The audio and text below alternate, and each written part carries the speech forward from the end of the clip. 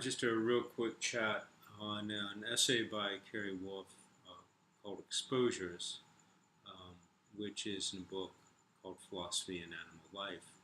And it also serves as an introduction to Cora Diamond's essay, The Difficulty of Reality and the Difficulty of Philosophy.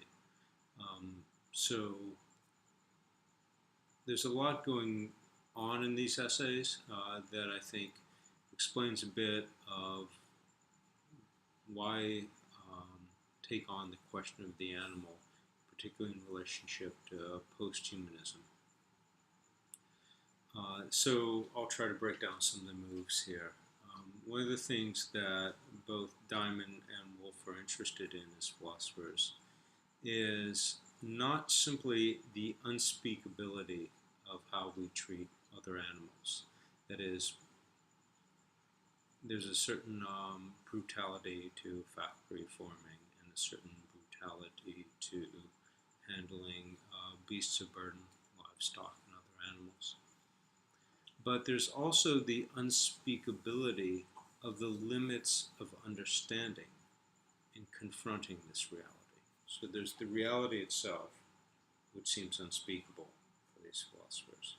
Then there's also our inability to confront that reality and the limits of language in relationship to the massive sort of, let's say, confined animal feed operations and slaughter, etc. That goes sort of unrecognized in general.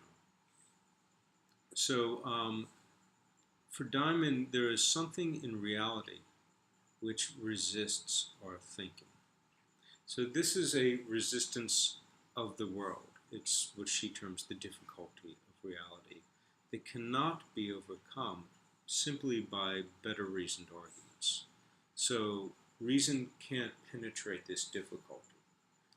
Rather, the difficulty of reality is reality. So philosophy, in this case, is not clutching or grasping at solutions. If we think of the word comprehension, to prehend is to grasp. So we're not trying to grasp at solutions. In other words, we shouldn't, as Cora Diamond says, we shouldn't deflect the difficulty of reality. Rather, we have to acknowledge our exposure and our suffering and vulnerability, and the vulnerability of other beings as well. The vulnerability of being a being in the world.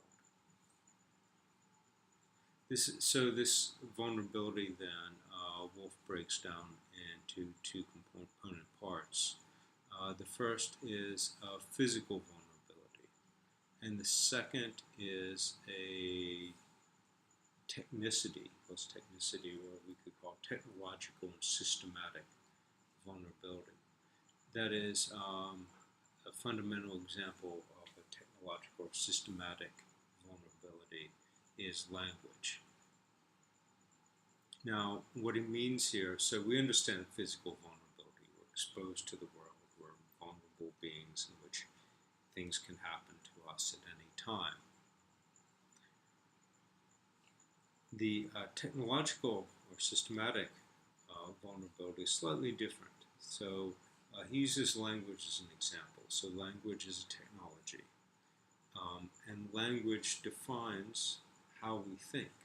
It also shapes the reality of our lives because the laws are shaped around language.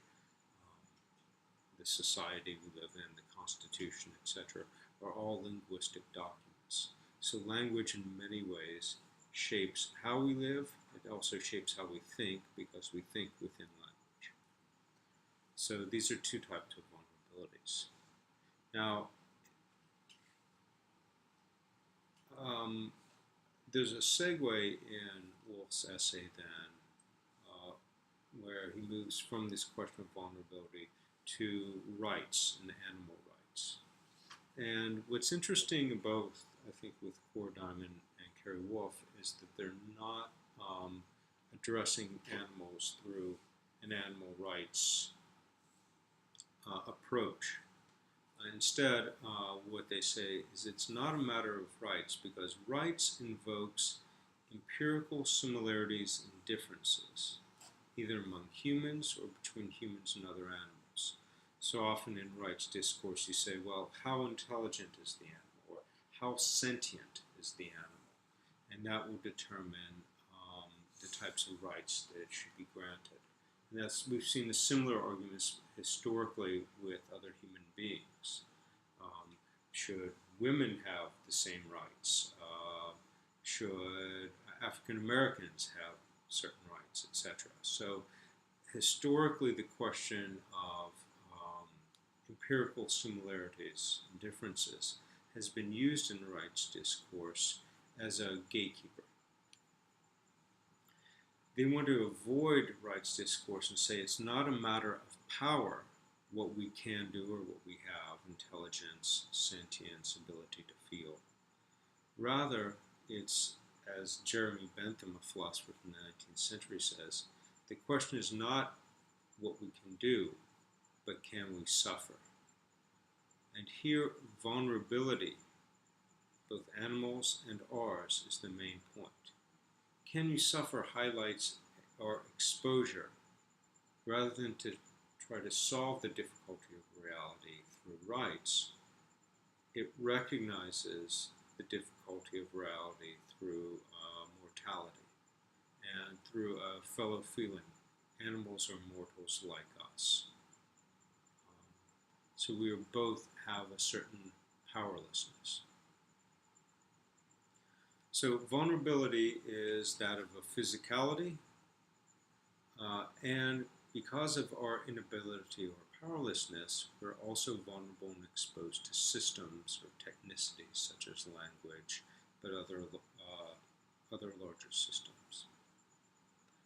Now, to that then, Cary Wolfe adds a third by way of the French philosopher Jacques Derrida, and that is that we don't have a concept of the human. And not only do we not have a concept of the human, but not having a concept of the human is good.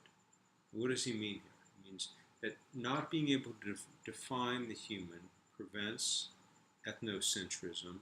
That is, we're not going to define the human narrowly as those within a particular cultural group.